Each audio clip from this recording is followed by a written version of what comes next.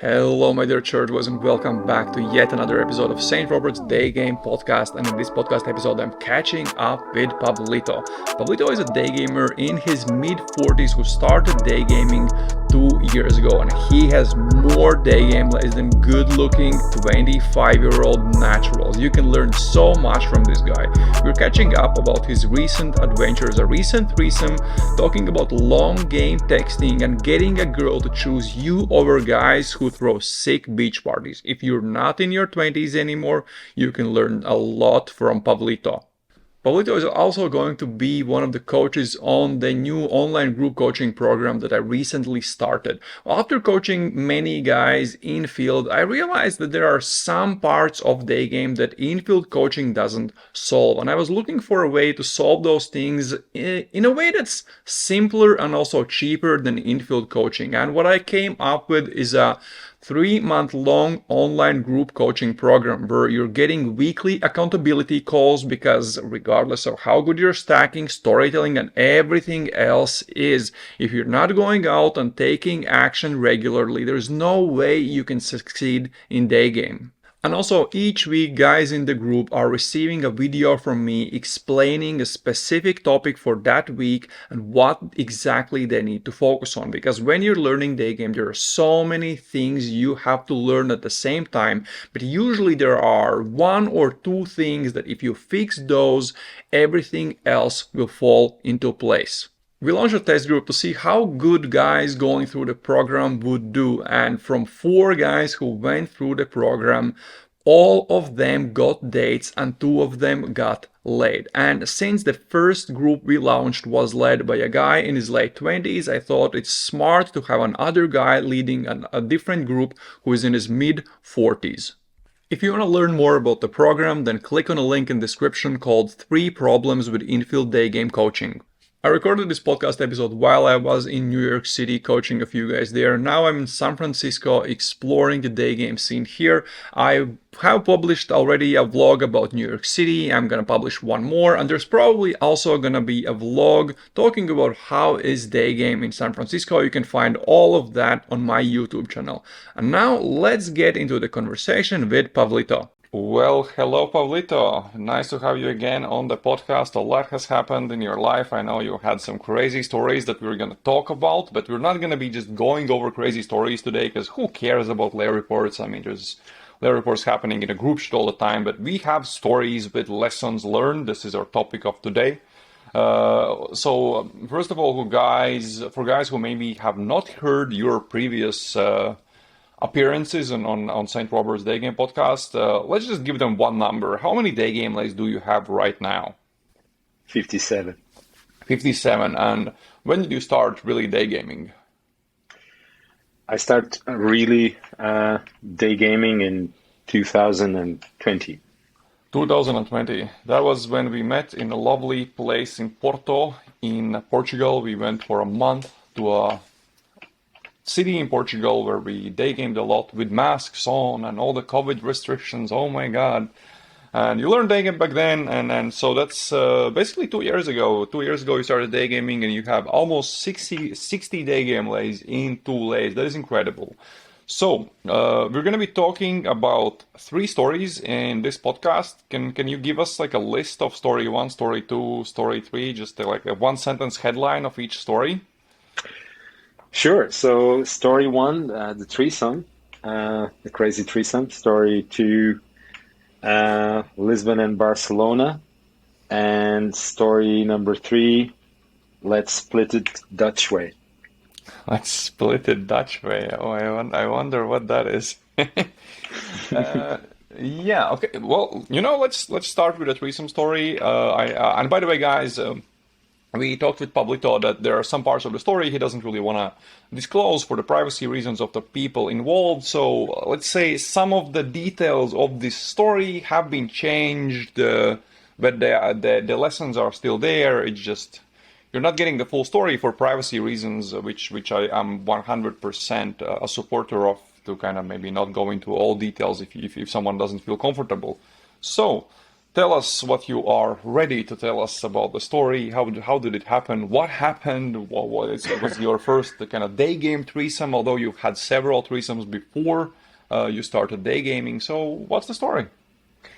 Yeah, so in a short note, it was a bit crazy because I brought this girl I was seeing back home, and then my housemate, kind of bisexual, lesbian, start hitting on her and made a move on her. So I had to calm things down, get back the frame, and make things happen for the threesome. So how does that happen? Do you like bring your girl home and then your bisexual friend just appears in the middle of the room, steps on a table, puts on a strap on, and says, "Yeah, this girl's mine. Let's fight. Let's fight. Who gets her?" Or how did that happen? No, so there was a dinner party. I organized a dinner party. There was like kind of summer season, and so I organized a thematic party in the house with a couple of friends. And then as things start to heat up during the dinner, bottles of wine and stuff, the housemate that was also at the dinner started to, the conversation went sexual. And the other girl, the girl I was with, was curious as well to try something with the girl. So she made a move, and when the girl makes a move on another girl, in that case, things went a lot faster than I was used to. What I thought that they would go, there was like full hands going on, big nails, everything. I was like, what the fuck? And I see my girl starts screaming, which seemed to be like pleasure. So I was like, what the fuck? How is this happening so fast? So I suppose she later told me then that she got really excited at the beginning with the novelty of the thing. But then she was not really enjoying, and she was more like screaming from pain than from pleasure. So I took the frame back, and I put a hard stop on the thing and pull her apart and said, look, this is not cool. One thing is the three of us having fun, but like you just hitting on my girl in front of me, that's not going to happen. So she apologized, and then she came back and she asked me in privacy, and she was like, okay, well, Wait, before we get into the conversation you had in privacy, I want to talk a bit more about this part. When the physical things started to happen between them, did you notice were there any signs that your girl was in pain, not in pleasure, or did you find that out only later? I actually only found it later. At that time, it was hard to understand, so I did see that the way she was kind of moving was different than I was used to. But at the time, I thought she was just having a shitloads of pleasure, which made me feel a little bit jealous of what was going on. But later, she explained that that actually caused pain on her. Okay. Yeah, I was just wondering if, because if you noticed that there was anything that she might have actually, that if you noticed that she maybe didn't feel as comfortable as it seemed, it would be like a very calibrated thing actually for the protection of your girl to stop it, and that would be kind of very decent actually. But okay, so you stopped it because you were like, fuck this, they're not doing this without me. I want to get involved, and then your Romanian friend pulls you aside and asks, "Hey, let's talk." So what's happening there? Yeah, so she apologized, and she was like, okay, I understand I was a bit out of line, but I really think we could make this happen between the three of us. And then it was a matter of moving back to my room and creating a seductive atmosphere that would involve the three of us. And then things started to go with my friend, and then we had a good threesome. And one of the things that I didn't enjoy that much was that every now and then, like, the other girl was still trying to take the frame and put a bit more of a masculine energy into the trio, and I had to step up again and make sure I get the frame back and get my masculine energy as more dominant, within the trio. So how So was she doing that in specific terms? she was basically trying to go behind me, and so while I was having sex with my girl, she was going behind me and leaning against me, so that it would be her bang going through me to my girl, which was not great. Oh, that sounds actually, yeah. I don't know. It sounds kind of oh,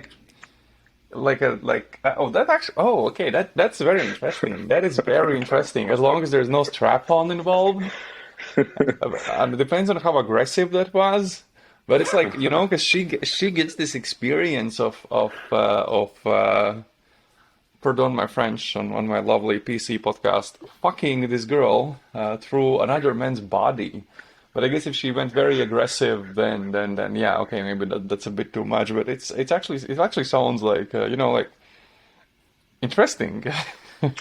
Yeah, it was very interesting to see the different energies coming from, one girl more romantic and delicate and delicate and feminine, and the other one more just pounding, like as hard as it gets, as fucking strong as it gets, and that was yeah, there was a lot of energy being exchanged in that room. Okay. Is there a continue? Is there like a ending to this story, or everyone happily came and end of the story and that's it? So it's a threesome. That there's a lot of action. There's a lot of work um, for the guy, and yeah, at the end, it was pretty much happy ending for the three sides. Even though I'm not fully sure that the the Romanian girl did get everything that she wanted. Oh well, oh well, very sad. She deserves it. She tried to steal your girlfriend from you. She was like alpha at the club, Yeah, she was off at stealing the your club. girl. Anyway, so I assume there are lessons learned from this threesome. So what did you learn from this experience? So the lessons I learn is that you have to make it man to woman. So you have to control the frame of the interaction. Even if you let it go a little bit, you have to know how to get it back. Um, so it was a very different threesome from the previous ones where two girls were more feminine.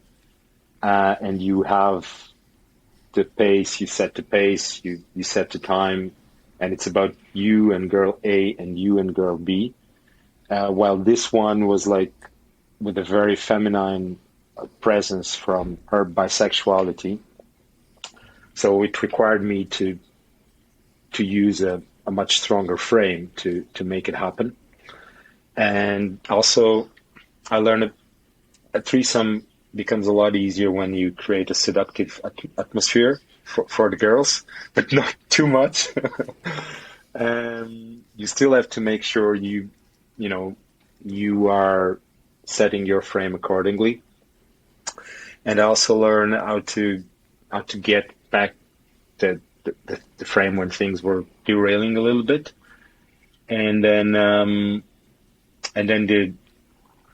the opportunity that arose, right? So basically, I made this threesome from an opportunity coming from the other girl starting having an interest in my girl. So, it's like something that could have gone the wrong way, but using that opportunity in your favor and making it happen.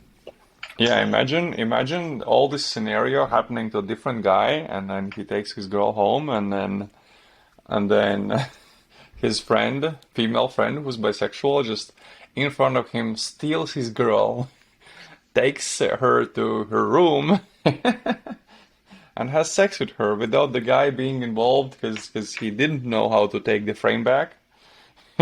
Yeah, yeah, That sounds that hilarious, to be honest. that could have happened. All right. Any other lessons you learned from this experience? The the emotional roller coasters that go through the girl's mind are very more dynamic than you can imagine. So the amount of times then that my girl went back, mentioning something about the story, and the other girl, it was very illustrative that even when you think that the girl is really enjoying some experience, afterwards she might develop different feelings towards the story as she changed her mind about the other girl or about you, right? So the lesson learned is that not everything is what it seems in the moment. So it's probably something to do with reframing. But so, for instance, when I saw that my girl was having a lot of pleasure at the start when the other girl started fingering her, that was just a reaction of her being excited to something new. But as this other girl only had basically one speed, one trick pony, suddenly that went to pain and discomfort. So Yeah. you have to be able to read a situation, not just with what it seems, but going a little bit deeper and allowing the girl to feel safe through the experience. That you are there, and you are the facilitator of that experience. You're like the gatekeeper to make that experience to be a positive, right? So as a man, we have a lot of responsibility to make things work, right? Because if things work, it's down to us, and if things don't work, it's going to be down to us to blame as well. So Yeah. it's not just let's have a threesome and good luck, right? Okay. It I think this also, well, I don't want to have that conversation now, but this is a food for thought or food for thought on topics like buyer's remorse when a girl sleeps with you but really regrets it doing the next day. After you've had to deal with a lot of token last minute resistance. Because what I've noticed is the better you become with girls, the less you have the token last minute resistance and everything just seems to flow. So I think it's a tricky situation where you use a lot of game to overcome the token last minute resistance, and then maybe it ends up with girl regretting it the next day. Because what I've noticed is that the better you get with communicating with girls, the less token last minute resistance you get, and the less kind of at least talking to the girls afterwards, the less cases of I shouldn't have done that you have, or where they know even if it was a one time thing, they're still kind of okay, yeah, I did it. It was a great adventure, even if it's not going to happen again. You ended on a very positive note. So it does make me question some of the kind of overly crazy ways to overcome token last minute resistance. Well, they are out there, they do work, but the question is, do we always want to use them, or are we sometimes pushing it a little bit too far? But okay, let's not go that deep into the philosophical conversations. We have a few more stories to cover, but before we go there, let's talk a little bit about the online group coaching program that we're starting soon. Well, we've started the first group. The first group is led by Batman, where we have 5 guys going over the program. But now we're soon starting the second group, and the second group will be led by you, which starts very, very soon. And to guys who don't know what the hell I'm talking about, well, I've been coaching Daygame for more than 4 years now, full time. That's what I do, literally full time. I'm at the end of coaching season right now, thank God, because I'm super tired from coaching all the time. Like on day gaming 4 hours a day is tiring when you do it for the whole season.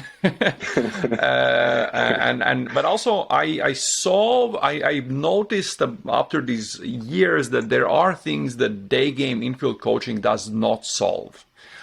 Mainly that is consistency, guys going out on their own, taking action on their own, learning to go out regularly and implement all of those things that they learn, and day gaming not just with wings, but being able to day game solo. And I saw that out of all the guys that I've coached, the guys who succeeded, not just during coaching, because it's very easy to succeed during coaching. That's why those stories sound so great. Oh, the student got late, the student got a bunch of dates. That's very easy. The question is how many of those guys succeed afterwards. And don't get me wrong, a lot of them do. But what I noticed, the ones who do are able to go out on their own after coaching. Some of them before, some of them weren't able before to go out on their own before coaching, but now after coaching they are. And so I was thinking, well, if there are guys who are learning day game, who are getting infield coaching, but aren't able to go out on their own for very different reasons, I wanted to create something that would help them do that would help them maybe even learn day game without infield coaching in a simpler way, in also a much cheaper way. Maybe they don't require one-on-one work with me, because I only have so many coaching spots available in a year, and that makes this thing, it doesn't cost like, $100 or not even $100 an hour. And I wanted to create something simple and also much cheaper. And I created a 12-week-long online group coaching program where I have guys leading accountability calls, where students are being accountable to someone every week.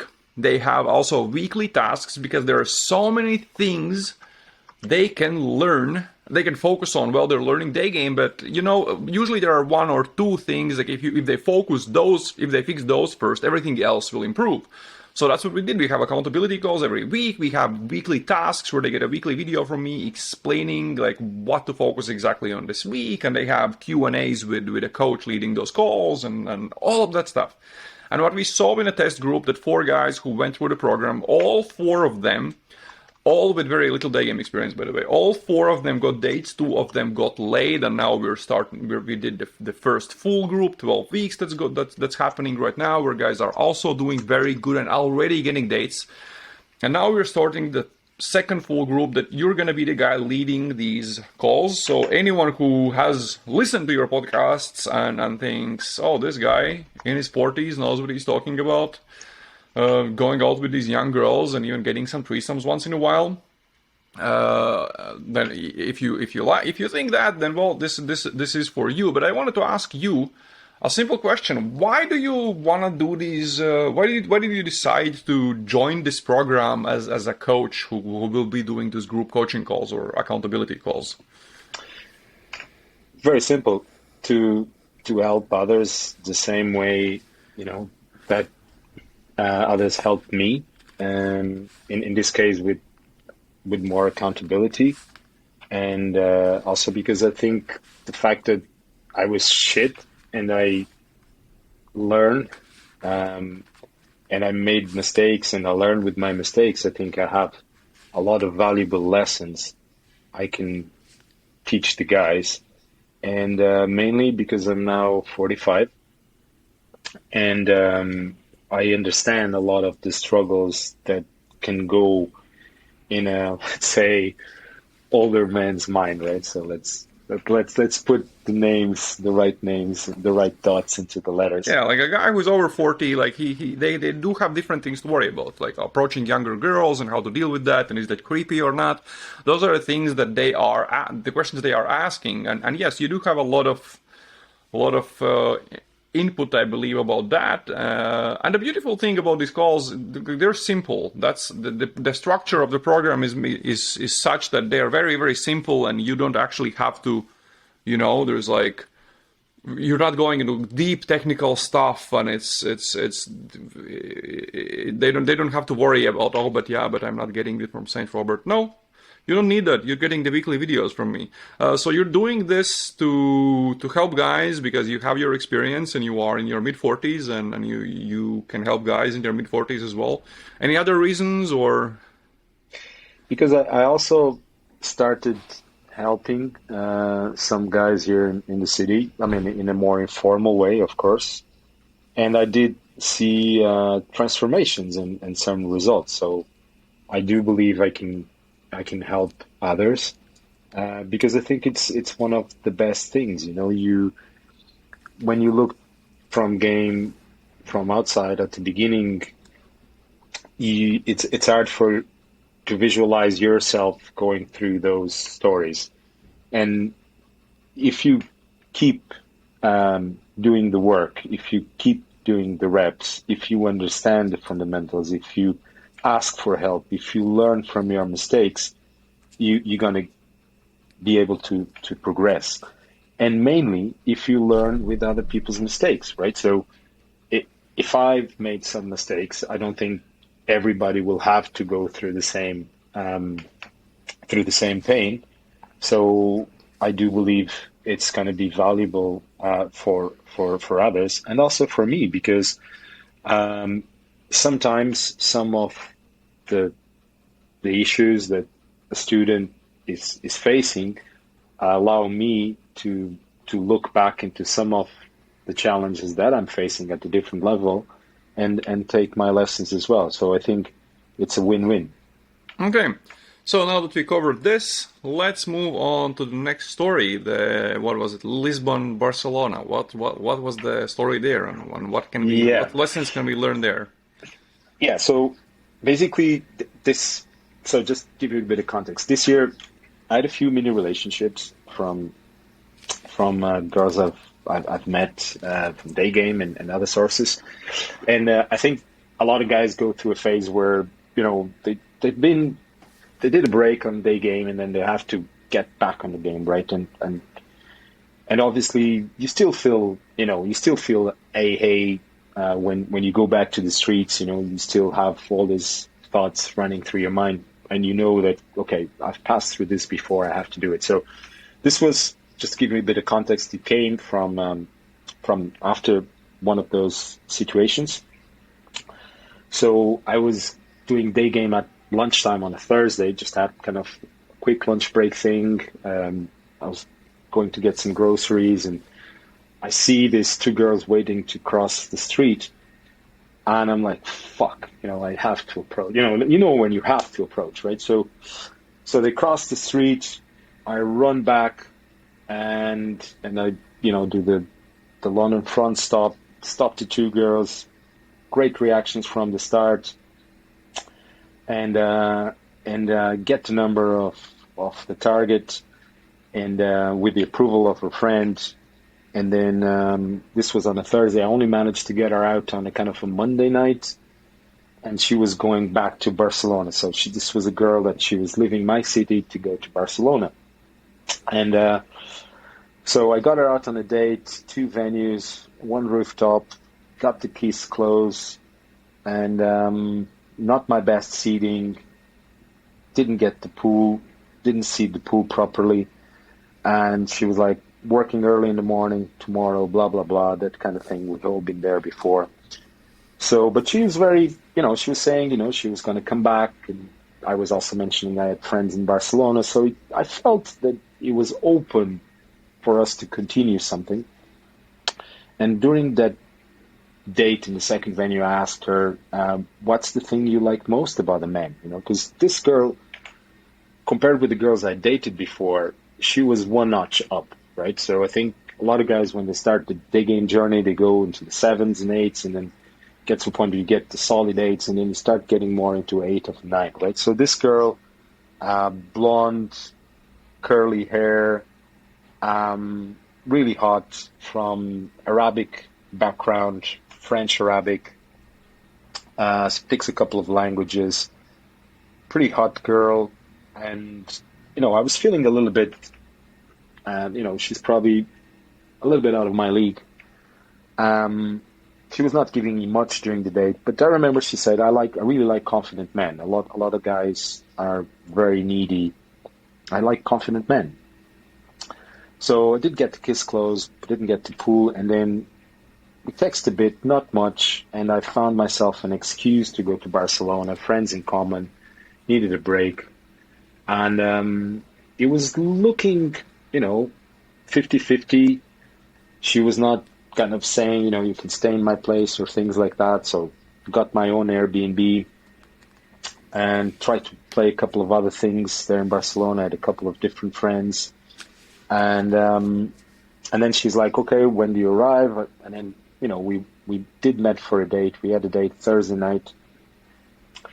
And again, I was like, well, I'm not going to really suggest, for you to come to my house because I know you're working next day. And she was like, well, I'm not going to your place, but if you want, you can come to mine. And, out of nowhere, bang. Plus one. Amazing plus one. She invited me to stay over. I chicken out, as you do. I don't know why. I did kind of thought it was too fast, too soon for me to stay over. And a lesson here is like, if a girl asks you to stay over, take that chance. Because you don't know. Why? Because I think you can, if you want to establish a connection with the girl, if you think that she can become a regular, it can be a good idea to stay the night, to build that more kind of pheromones between you and her. Yeah. Anyway, I didn't, and then we went out on the second date on a Friday night, so this is in Barcelona again. Now, I'm not saying I knew all the places to go in Barcelona. I'm not saying I setting up the frame. No, we're going here and blah, blah, blah. She was the one living there. But, I still suggested always the date venues. But I let her to suggest some venues as well. Of course, I think that's very kind because she knows the city. And when she shows you the venues, it's actually, she's investing. She's doing the work. I think that's great to let local girls show you around. I think that's a great idea, by the way, just to interrupt you a little bit. No, thank you.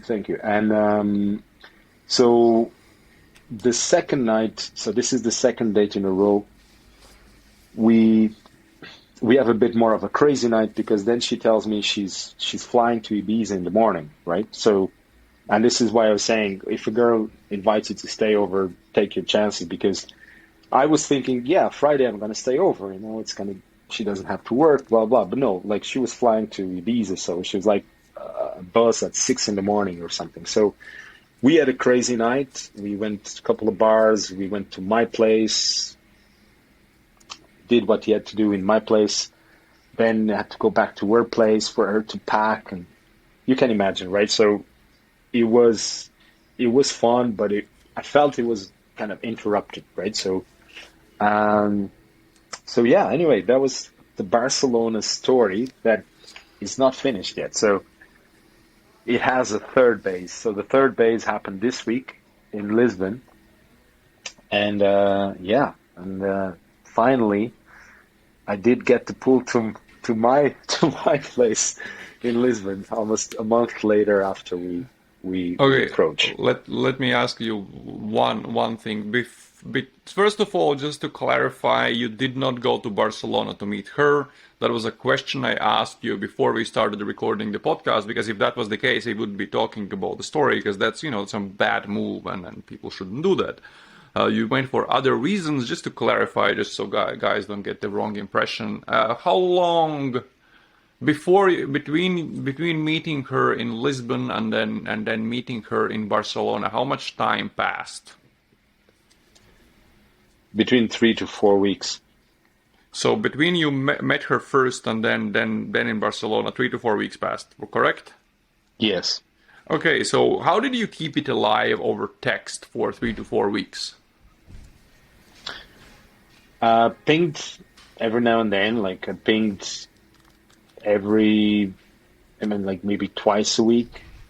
Then there was a week gap where I didn't felt like texting. And there was times where I did call it out. I was like, "Hey, sorry, I'm not such a great texter," or you know, some some stuff happened. I was not in the best mood to text. So it was basically keeping it alive, the bare minimum, to to create the possibility that something was going to happen in the future.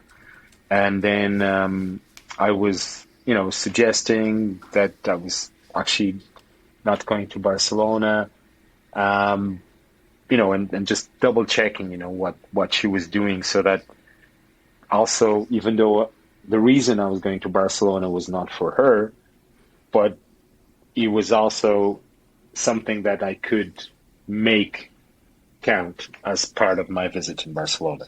So basically, one or two texts a week, some weeks full gap, and just calling it out, and then sending a voice message every now and then when was more kind of close to the to my visit to Barcelona. Okay. But Any nothing like calls? no calls. There was no calls.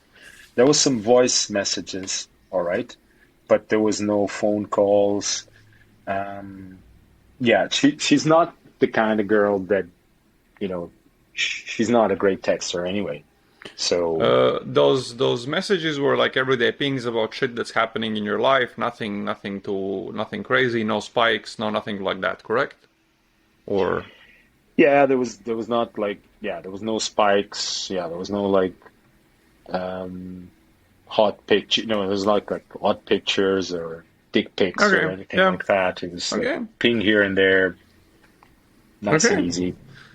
So we've covered this story, I assume. Let's go to the Dutch story. Or not? This was not the Dutch story. What was the third story?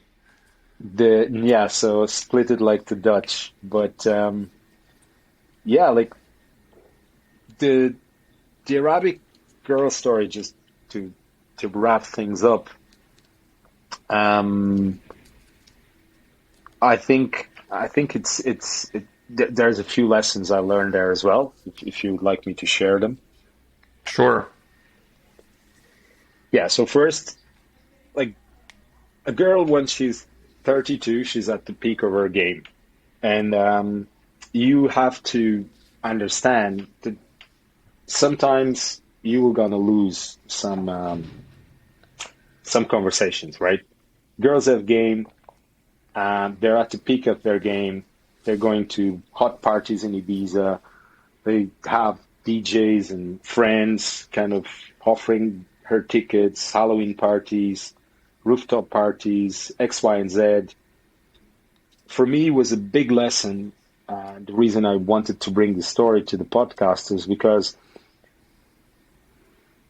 she was she's hot, and she knows she's hot, and she knows she has a lot of guys hitting on her. So for me to date her, I had to build my mindset that, first I was worth for her and I deserve her, and act accordingly.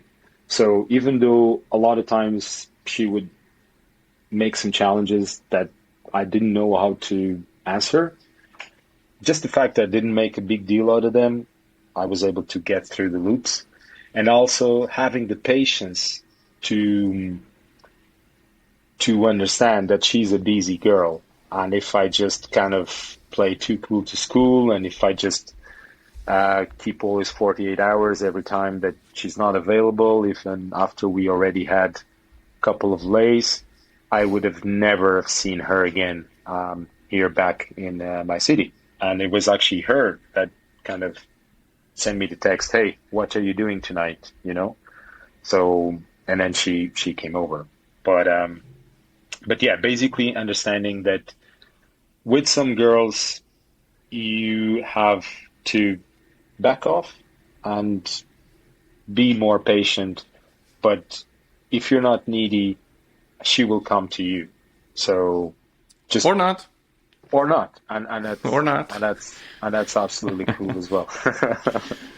Yes. Okay.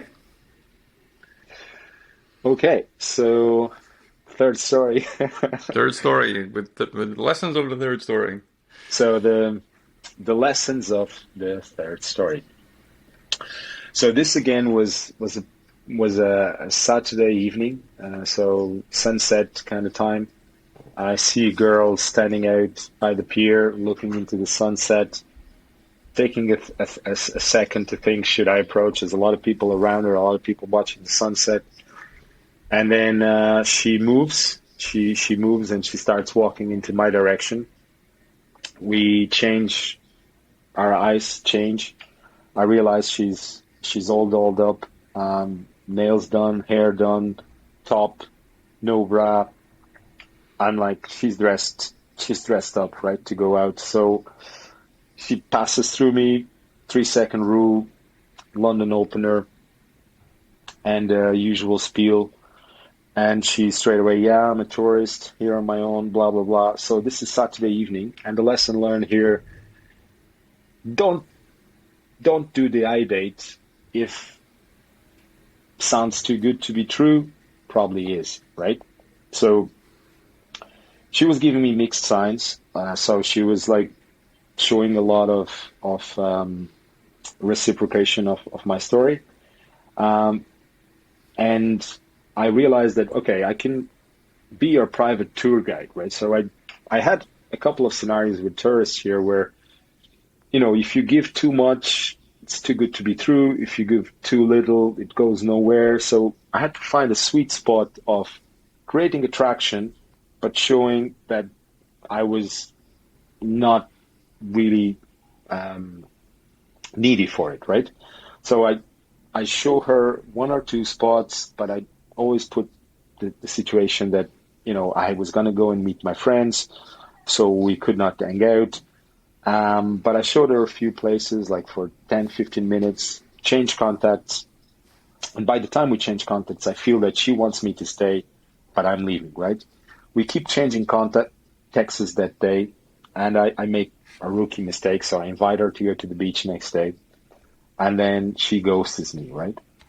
And I play it cool. So she ghosts me because I went too soon in the date request. And also, inviting a girl to the beach is not a great move. But anyway, I made that mistake. She ghosted me. So this was a Sunday. I let Monday pass. On Tuesday, I thought, look, she had no proper reasons to be upset with me anyway. So I'll send a resurrection text to see what's going on. Straight away, she texts me back with a picture. We start to banter again. I start teasing her. She was kind of waiting to go on a. She was going to do a paraglide thing, right? And I'm teasing her. I'm like, yeah, you're checking the possibilities of survival, blah blah blah. And then I date request her, and she's like, yes, I actually been invited to this pretty cool beach party, but I prefer to go out with you because I don't really trust the guys. They keep calling me and really insisting me to go to this beach party, but I prefer to go out with you. So the big lesson learned here is that a girl knows she's hot. A girl knows she's hot. A girl knows she's on demand. That she has a lot of guys sitting on her, etc. So you have to allow her the space to make her own decision. And if you try too hard, she's seen that before, and she's gonna feel a bit suspicious about it. So yeah, then the rest was history. She showed up on a dress, with beautiful dress, all dolled up, and when a girl shows up to a date on a dress, generally a pretty good sign. Couple of venues. She was like, I want to pay, she wanted to pay for drinks as well. It's really true what they say about the Dutch girls. They really like to split the bill. And yeah, like basically she teased me about being older than her, but the conversation went pretty sexual pretty soon on the date. And I think that worked on the favor to see the pool. So yeah, man, one great person. I'm still in touch. We had a lot of fun and very little sleep that night. So it was a big rainy session in Lisbon, and now every time it rains, we have a little callback humor with our little night thing here in Lisbon. So Okay. that's Well, it. I know that she was in her like mid-20s, right? Yes, she was 26. Yeah, so we have a question from Mr. T. Mr. T knew we were doing this podcast because I'm in his apartment and in New York City. And he asked me yesterday, he told me, he asked me if I could ask you, as you are in your mid 40s, how are you doing with girls under 23? Because I know you're doing very good with girls in the mid 20s and late 20s. That's kind of, that's when you're good at day game at, let's say, 45 that your best audience is girls in late 20s. So, but how are you doing with girls in early 20s, let's say less younger than 23? So this year I didn't have a lot of experiences with, well, yeah, this year not a lot of experiences in that age group, but the year before I did. I did have a few, and it's basically not that different from the girls in their late 20s. The part it's that requires a bit more work is the filtering. So the age of a girl, it's different of her perception of the world, right? So you can have a girl with 23 that has a different experience of a girl that is 25 and can be more childish, the girl is 23. So how do you So feel? What will you filter for? compliance, essentially, the biggest thing is compliance. So they they're not they're not going to invest so much in the texting. They were going to do a lot more of casual texting, and you have to understand how their world works. No, let's not, because what I'm specifically interested in, or what specifically Mr. T was interested. The difference is you like how you when you approach girls in that age group. First of all, how you approach them this year, like a lot, kind of girls under 23. This year, not a lot. This So it's year, not. basically you didn't approach them this year. That's kind of the thing. Hmm. Okay. But In the previous years. last year I got a few lays in that age bracket with 19 and 21 and 23, and Okay. also when I was in Mexico. And it was essentially just going for it. Basically, if I feel that I would like to date her, I would go for it. Okay. I don't think, and then I just use the general openers. You're artistic, energetic, or charismatic, or a tourist, and then I look for compliance. So that's the biggest thing. So a lot of times in when the girls are this young, you have to look for compliance, and if she's compliant, then you make things happen normally on a date. You don't make it very expensive dates.